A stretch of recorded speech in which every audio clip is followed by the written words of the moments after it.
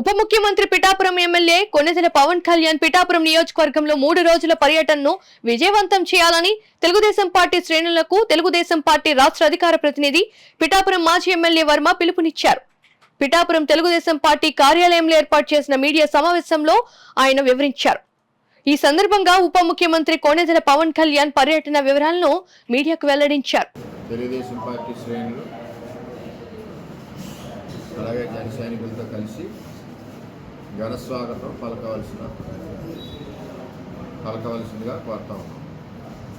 అలాగే రేపు పెన్షన్ కార్యక్రమం మరి గొల్లప్రోలు సత్యకృష్ణలో చేస్తూ ఉన్నారు ఆయన చేతుల మీదుగా.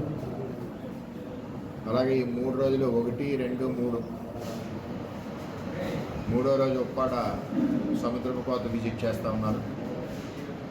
ఈ 3 రోజులు కూడా మన కార్యకర్తలు నాయకులు అందరూ కూడా పవన్ కళ్యాణ్ గారితో ఫాలో అయ్యవలసిందిగా ప్రతి ఒక్కరిని కోరుతూ మరి పవన్ కళ్యాణ్ గారి కార్యక్రమాలన్నీ కూడా జయప్రదం చేయవలసిన బాధ్యత ఉందని చెప్పి ప్రతి ఒక్కరికి తెలియజేస్తాం.